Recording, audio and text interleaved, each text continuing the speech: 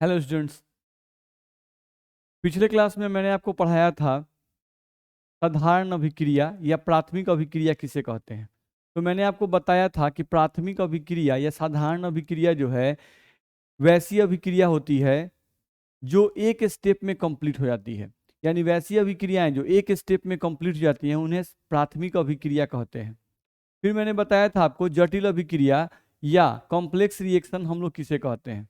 ठीक, तो मैंने बताया था वैसी अभिक्रिया जो एक से ज़्यादा स्टेप्स में पूरी होती हैं, वैसी अभिक्रिया जो एक से ज़्यादा स्टेप्स में प्रोडक्ट का निर्माण करती हैं, वैसी अभिक्रिया को हम लोग क्या कहते हैं? कॉम्प्लेक्स रिएक्शन, या हिंदी में कहें तो जटिल अभिक्रिया कहते हैं। ठीक है, मैंने जटिल अभिक्रिया का एग्जाम्पल भी आपको दिया था नहीं? देखो, जैसे यही मैंने कुछ एग्जाम्पल दिया था। कॉम्प्लेक्स रिएक्शन जटिल अभिक्रिया, x plus two y plus z से आपको क्या बन रहा है? n। यही आपका जो n है, यहाँ जो n है, यही हमारा n क्या है? फाइनल प्रोडक्ट है। हमारा n जो है यही आपका क्या है? फाइनल प्रोडक्ट है। अब ये अभिक्रिया में जो हमको n बना है ये एक स्टेप में नहीं बनेगा, ये एक से ज्यादा स्टेप में हमको प्रोडक्ट मिलेगा। देखो तो हम लोग x और y के बीच का रिएक्शन किए। अब x और y के बीच का अगर हम लोग रिएक्शन किए तो x और y के रिएक्शन से हमारा पहले बना मान लो m।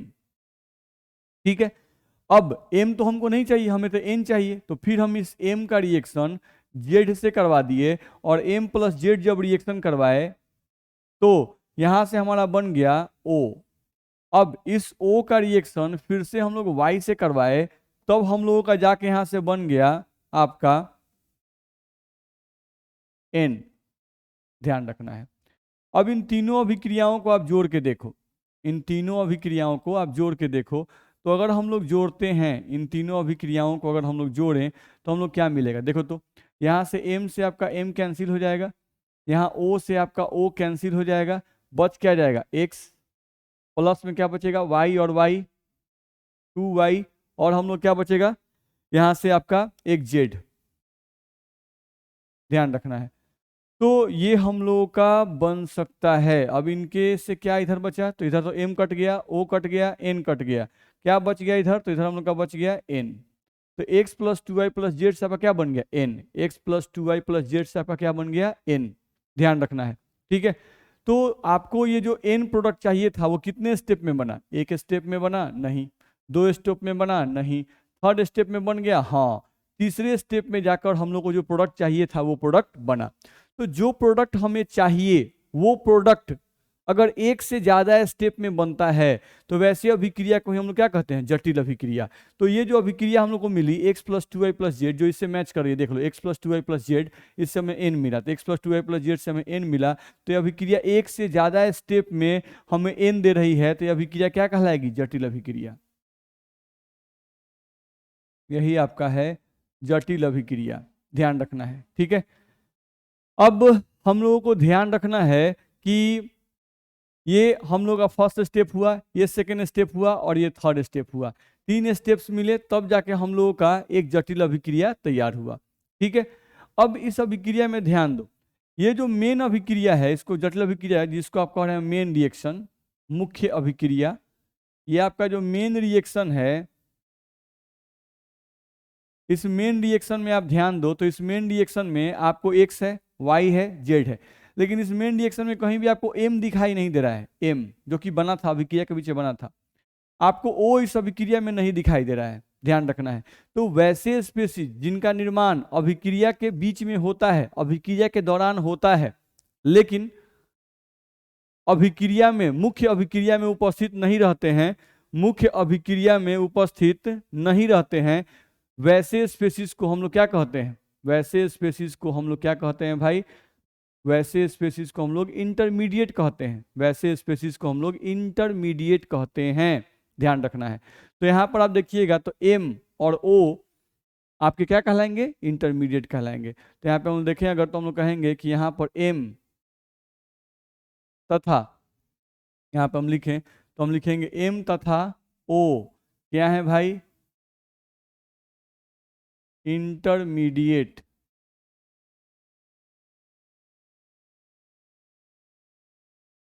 है। ध्यान रखना है, एम तथा ओ आपके क्या है? इंटरमीडिएट है। तो यहाँ से हम लोग को यही चीज बताया गया कि कोई भी कॉम्प्लेक्स रिएक्शन दिया जाए और उस कॉम्प्लेक्स रिएक्शन का जो मेन रिएक्शन आता है, उस मेन रिएक्शन में जो स्पेसीज आपको दिखाई नहीं देते हैं, जो स्पेसीज आपको दिखाई नहीं देते हैं, वो स्पेसीज, जो स्पेसीज हमें दिखाई नहीं देते हैं, वो स्पेसीज क्या कहलाते हैं? इंटरमीडिएट। जैसे मैंने आपको पहले ही बताया था, आप ध्यान समझिए, तो मैंने आपको बताया था जैसे कोई भी फिल्म हम लोग की बनती है, तो उस फिल्म में आपको दिखाई कौन देता है? फिल्म में आपको दिखाई देता है हीरो, फिल्म में आपको दिखाई देता है हीरोइन, विलेन, नहीं, ये लोग आपको मुख्य रूप से दिखाई देते हैं। लेकिन उस फिल्म को बनाने के दौरान बहुत सारे लोग काम करते हैं, जैसे गायक होता है, डांस डायरेक्टर होता है, डायरेक्टर होता है, प्रोड्यूसर होता है, राइटर होता है, बहुत सारे लोग होते हैं जो फिल्म के दौरान काम करते हैं।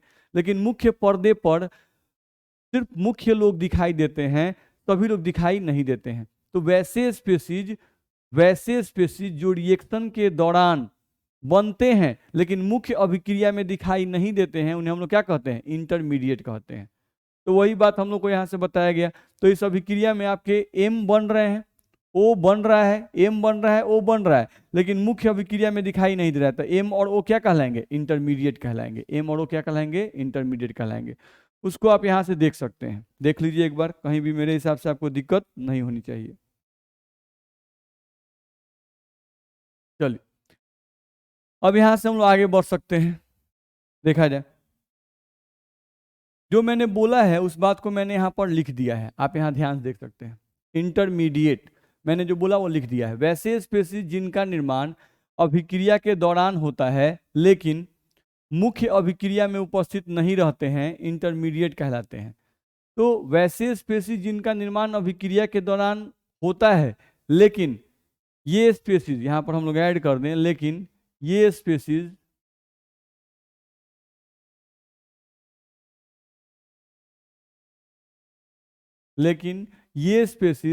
मुख्य अभिक्रिया में उपस्थित नहीं रहते हैं। नहीं, लेकिन ये स्पेसीज अभिक्रिया मुख्य अभिक्रिया में उपस्थित नहीं रहते हैं। उन्हीं स्पेसीज को, यहाँ ज़्यादा अच्छा लिखे हम लोग, तो यहाँ पे लिखना चाहिए था उन्हीं स्पेसीज को इंटरमीडिएट कहते हैं। यहाँ पे हम लिखें अगर, तो लिखें उन्हीं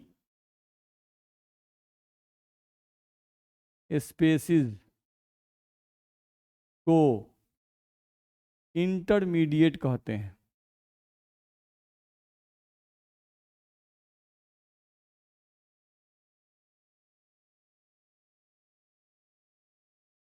उन्हीं स्पेसीज को इंटरमीडिएट कहते हैं।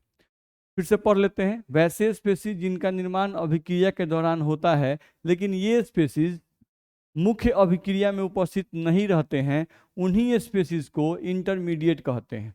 उन्हीं स्पेसीज को हम क्या कहते हैं? इंटरमीडिएट कहते हैं। ठीक, चलो अगला टॉपिक हम लोग का है अभिक्रिया की आणविकता, जिसको इंग्लिश में कहते हैं मॉलिक्यूलरिटी ऑफ ए रिएक्शन। ठीक है, अभिक्रिया की आणविकता यानी मॉलिक्यूलरिटी ऑफ ए रिएक्शन, बहुत ही आसान सा चीज है। देखा जाए, अभिक्रिया की आणविकता हम लोग कैसे निकालेंगे, तो बड़ा ही आसान है। ठीक है, पहला बात तो ये ध्यान रखना है कि अभिक्रिया की आणविकता जो है ये प्राथमिक अभिक्रिया के लिए परिभाषित है। क्या मैंने पहले बात कहा? अभिक्रिया की आणविकता प्राथमिक अभिक्रिया के लिए ही परिभाषित है, यह जटिल अभिक्रिया के लिए परिभाषित नहीं है। ठीक है, पहला बात। ठीक, हम यहाँ उस बात को लिख भी दे रहे हैं यहाँ पर, ऐसे आप समझ चुके हैं लेकिन फिर भी हम यहाँ लिख दे रहे हैं कि अभिक्रिया की आणविकता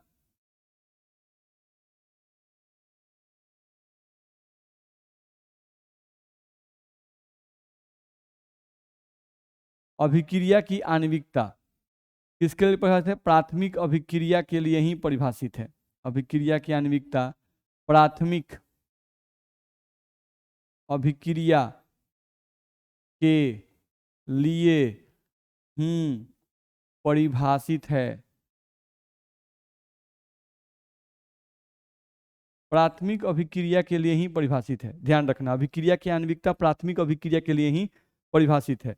याद रहे कि अभिक्रिया की आणविकता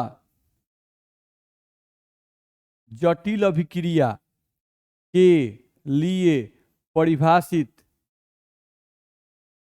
जटिल अभिक्रिया के लिए परिभाषित नहीं है, ये ध्यान रखना है। तो सबसे पहला बात, अभिक्रिया की आणविकता के लिए ये बात ध्यान रखना है। ठीक, इसीलिए इसका परिभाषा भी देखिएगा तो वैसे ही स्टार्ट ही किया है। लिखा हुआ है अभिक्रिया की आणविकता। अब अभिक्रिया की आणविकता क्या है? तो कह रहा है कि किसी भी प्राथमिक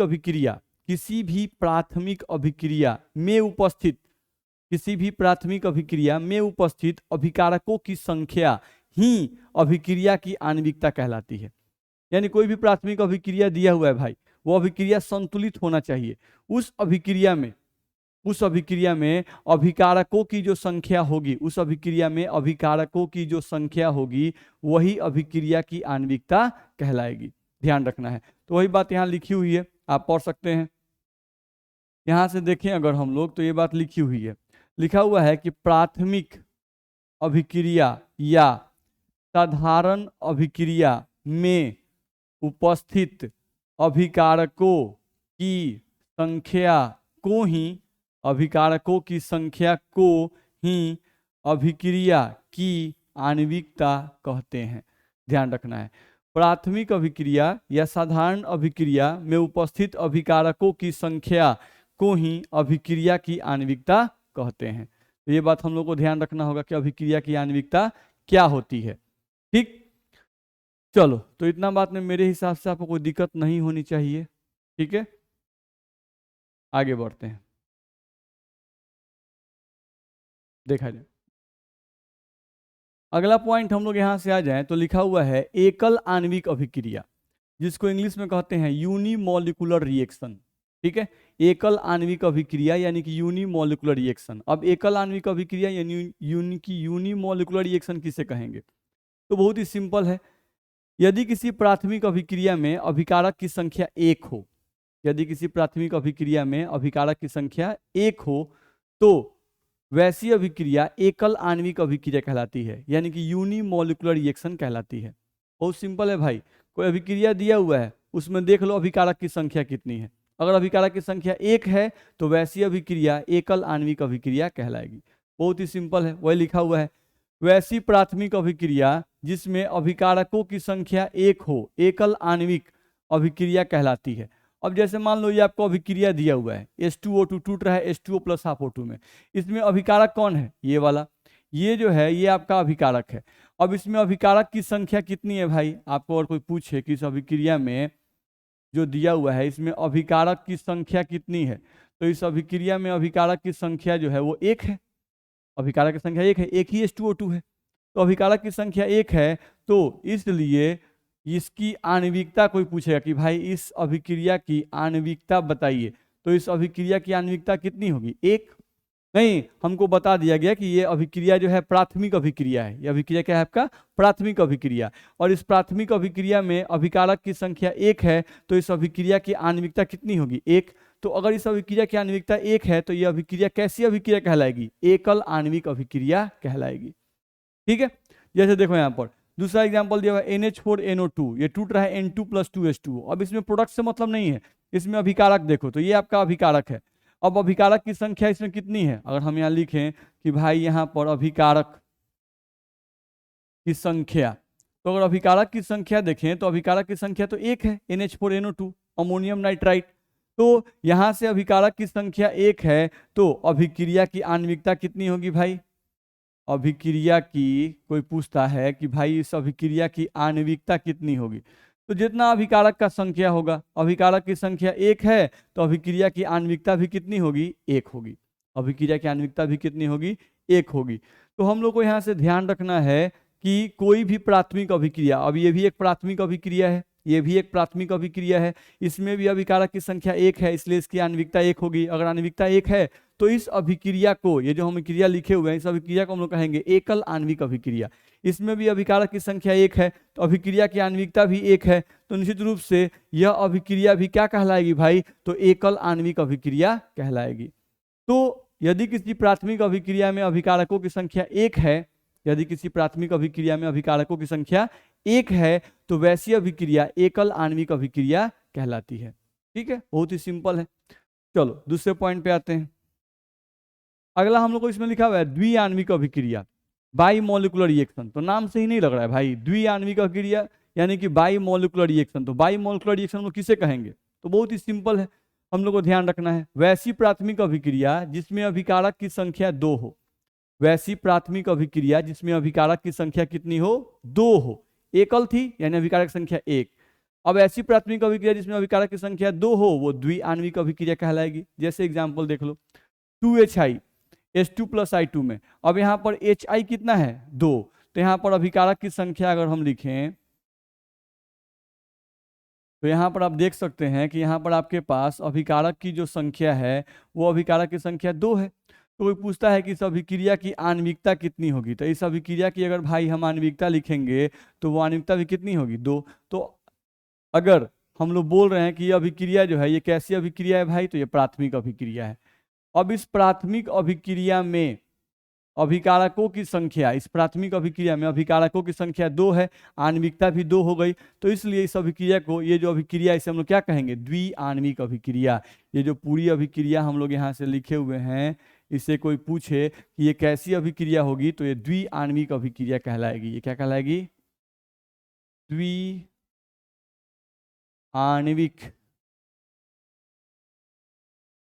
द्विआण्विक अभिक्रिया ये कहलाएगी। तो ये हम लोग को ध्यान रखना होगा, वही बात मैंने आपको यहाँ से बताया। चलो इसके बाद अगले पॉइंट पे आ जाए। अगला हम लोग का इसमें लिखा हुआ है, आप देख सकते हो, त्रिआण्विक अभिक्रिया। हम लोग को लिखा हुआ है त्रिआण्विक अभिक्रिया, ट्राई मॉलिक्यूलर रिएक्शन। त्रिआण्विक अभिक्रिया यानी कि ट्राई मॉलिक्यूलर रिएक्शन। अब ट्राई मॉलिक्यूलर रिएक्शन किसे कहते हैं, तो देखो तो लिखा हुआ है, वैसी प्राथमिक अभिक्रिया जिसमें अभिकारकों की संख्या 3 हो। अभिकारकों की संख्या कितनी हो भाई, अभिकारकों की संख्या 3 हो, ध्यान रखना है। तो वैसी अभिक्रिया क्या कहलाएगी, त्रिआण्विक अभिक्रिया कहलाती है, लिखा हुआ है। अब जैसे यहाँ पर देखो, यहाँ पर NO कितना है, 2, O2 कितना है, तो 1, कुछ नहीं, इसका मतलब क्या है, ये 1।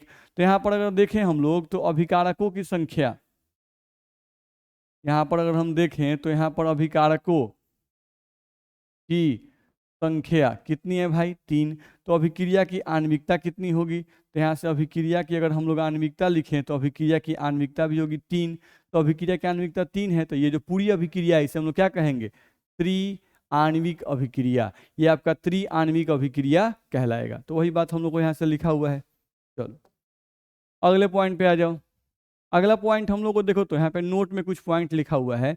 वो क्या लिखा हुआ है, लिखा हुआ है कि किसी एक अभिक्रिया के लिए, किसी एक अभिक्रिया के लिए अभिक्रिया की कोटि का मान तथा आणविकता का मान समान या भिन्न हो सकता है।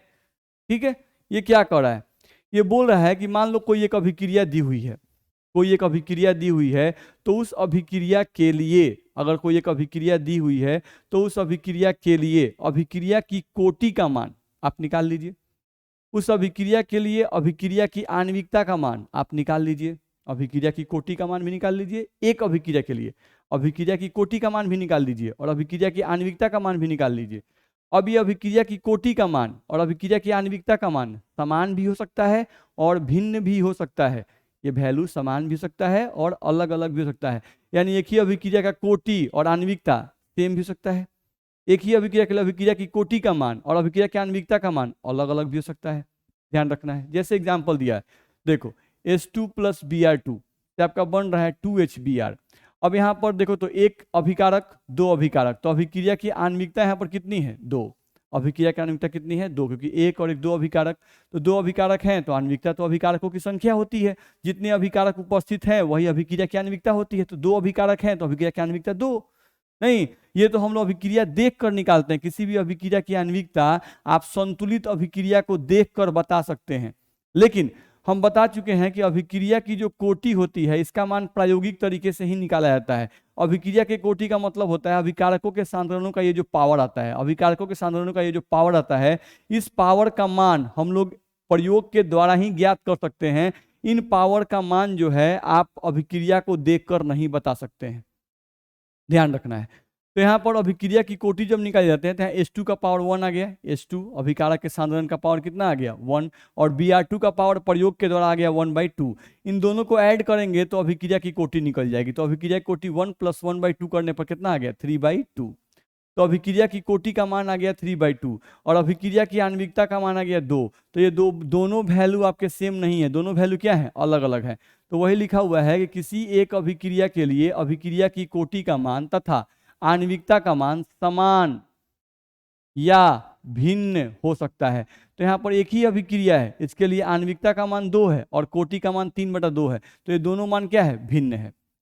दूसरा एग्जाम्पल देखो, यहाँ पर लिखा हुआ है 2HI, तो 2HI है तो आणविकता तो बस देख के बता सकते हैं, आणविकता यहाँ पर कितनी होगी, 2।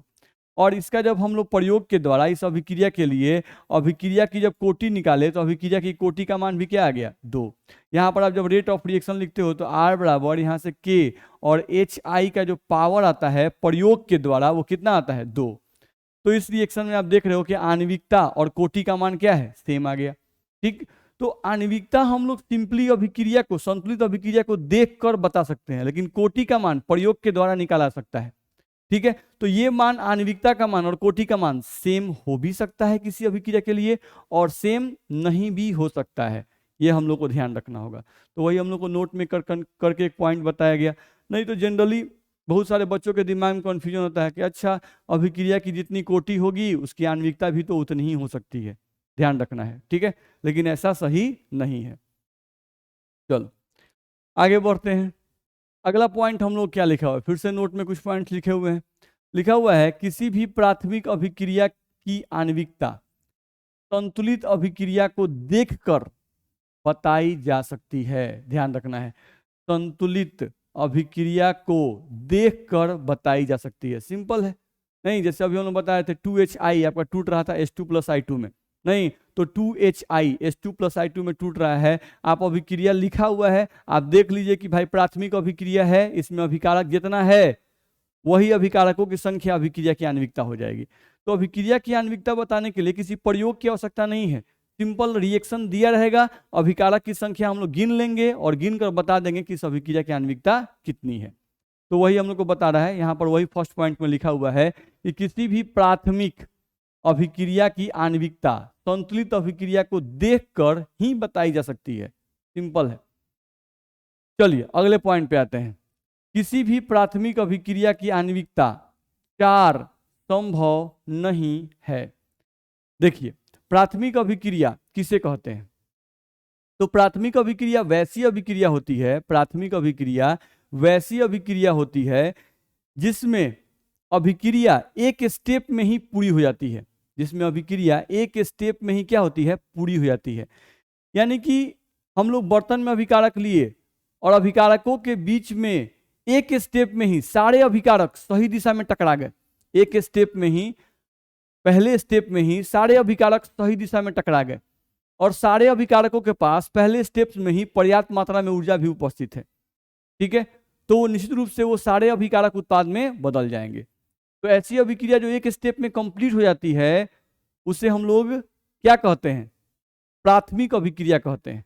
तो एक स्टेप में अभिक्रिया कब होगा कंप्लीट, जब सारे अभिकारक एक स्टेप में ही सही दिशा में टकरा जाए, सारे अभिकारक एक स्टेप में ही सभी के पास पर्याप्त मात्रा में ऊर्जा हो, तभी सारे अभिकारक एक स्टेप में ही उत्पाद में बदल जाएंगे। ठीक है, तो हम लोगों को अगर अभिकारकों की संख्या 1 है तो उसके प्राथमिक होने की संभावना सबसे ज्यादा है। अभिकारकों की संख्या 2 हो गई तो दोनों अभिकारक पहले स्टेप में ही सही दिशा में टकरा जाएं और पहले स्टेप में ही दोनों के पास पर्याप्त मात्रा में ऊर्जा उपस्थित हो, इसकी संभावना थोड़ी सी घट जाती है, इसकी संभावना थोड़ी सी घट जाती है। अगर किसी बर्तन में हम लोग 3 प्रकार का अभिकारक ले लिए, किसी बर्तन में हम लोग 3 प्रकार का अभिकारक ले लिए और उन तीनों को मिलाकर एक उत्पाद बनाना है, तो उन तीनों को एक स्टेप में ही सही दिशा में टकराना पड़ेगा, तीनों को एक स्टेप में ही सही दिशा में टकराना पड़ेगा और तीनों के पास उसी स्टेप में पर्याप्त मात्रा में ऊर्जा भी होनी चाहिए, तभी उत्पाद का निर्माण होगा। तो जैसे ही अभिकारकों की संख्या 2 से ज्यादा होगी, उनके एक स्टेप में प्रोडक्ट बनाने की संभावना और कम हो जाती है। बना लेते हैं लेकिन वैसे अभिक्रियाओं की संख्या क्या होती है, कम होती है। यानी जैसे जैसे अभिकारकों का प्रकार बढ़ता जाएगा, उनके प्राथमिक होने की यानी एक स्टेप में कंप्लीट होने की संभावना क्या होगी, घटती जाएगी। एक स्टेप में होने की संभावना क्या होगी, घटती जाएगी।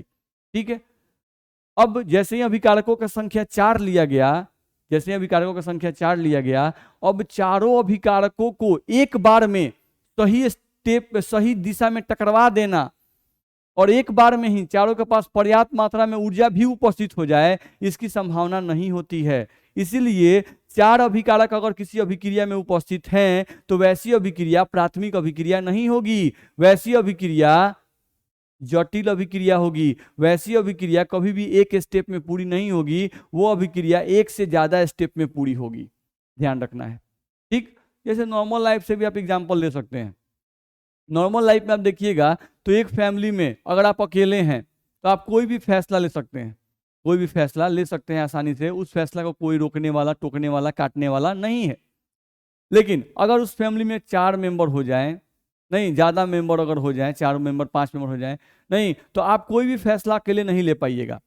आप कोई भी फैसला लीजिएगा तो चारों मेंबर एकदम एक समय पर, उसी समय पर चारों मेंबर भी वही फैसला लें, चारों मेंबर उस फैसला को मान जाएं, इसकी संभावना कम होती है, ध्यान रखना है। तो जैसे जैसे मेंबर्स की संख्या बढ़ती जाएगी वैसे वैसे एक स्टेप में कोई को किसी काम को कंप्लीट कर पाना बड़ा मुश्किल हो पाएगा। लेकिन जैसे जैसे मेंबर्स की संख्या कम रहेगी आप एक स्टेप में उस काम को कंप्लीट कर लीजिएगा, फैक्ट बात है, ध्यान रखना है। क्योंकि आप कोई काम सोचे और करने जा रहे हैं और कंबाइंड फैमिली है तो उस केस में उसको रोकने वाले बहुत सारे लोग होंगे, ध्यान रखना है। आप एक स्टेप उसे कंप्लीट नहीं कर पाइएगा, आपको सबको समझाना होगा, सबको बुझाना होगा, सबको तैयार करवाना होगा, नहीं सबको उसका फायदा नुकसान समझाना होगा, तब जाके वो कंप्लीट होगा, ऐसे कंप्लीट नहीं होगा। लेकिन आप अकेले हैं नहीं घर में तो सब फैसला आप ले सकते हैं, ध्यान रखना है। उस केस में आपको कोई भी रोकने टोकने वाला नहीं है। तो सेम अभिक्रिया पर भी ये बात लागू हो रही है कि जैसे जैसे अभिकारकों की संख्या ज्यादा होती जाती है उन अभिक्रियाओं का एक स्टेप में ही प्रोडक्ट बनाने की संभावना क्या होती है, कम होती जाती है। यानी वो अभिक्रिया एक स्टेप में पूरी नहीं होगी, यानी ऐसी एक प्राथमिक अभिक्रिया नहीं पॉसिबल है, ऐसी एक प्राथमिक अभिक्रिया पॉसिबल नहीं है जिसमें अभिकारकों की संख्या 4 हो। जैसे ही अभिकारकों की संख्या 4 होगी यानी 3 से ज्यादा होगी, अभिक्रिया जटिल अभिक्रिया हो जाएगी, वो साधारण अभिक्रिया या प्राथमिक अभिक्रिया नहीं रहेगी। ठीक है, तो वही बात मैंने यहां से लिखा हुआ है कि किसी भी प्राथमिक अभिक्रिया की आणविकता, देखो यहां लिखा हुआ है प्राथमिक अभिक्रिया की आणविकता 4 संभव नहीं है, ध्यान रखना है। क्योंकि प्राथमिक अभिक्रिया है उसकी आणविकता 4 संभव नहीं है। जैसे अब आणविकता 4 हुई यानी अभिकारक 4 हुए, अभिकारक 4 हुए तो वो प्राथमिक अभिक्रिया नहीं होगा, वो जटिल अभिक्रिया हो जाएगा, क्योंकि अभिक्रिया एक स्टेप में कंप्लीट ही नहीं होगा जैसे अभिकारक की संख्या 4 होगी। चलो लिखा हुआ है यदि किसी अभिक्रिया में अभिकारकों की संख्या 3 से ज्यादा हो, देख रहे हो 3 से ज्यादा हो, तो वह अभिक्रिया निश्चित रूप से जटिल अभिक्रिया होगी। वह अभिक्रिया निश्चित रूप से क्या होगी भाई, जटिल अभिक्रिया होगी। ये हम लोगों को ध्यान में रखना होगा। ठीक है, तो आज के क्लास में मैंने आपको समझाया कि इंटरमीडिएट किसे कहते हैं, नहीं वो आप समझ गए। फिर मैंने अभिक्रिया की आणविकता आपको समझाई कि अभिक्रिया की आणविकता क्या है, एकल आणविक, द्विआण्विक, त्रिआण्विक, ये बताया गया। नहीं चतुर्थ आणविक अभिक्रिया पॉसिबल नहीं है, क्यों नहीं है वो भी मैंने आपको समझा दिया। ठीक है, चलिए तो ये सब पॉइंट हम लोग समझ गए। अब हम लोग अगले क्लास में फिर पढ़ाई को आगे बढ़ाएंगे। इतना आप लोग रिवीजन करेंगे, इतने को आप लोग पहले लिख लेंगे। ठीक है, ओके, थैंक यू।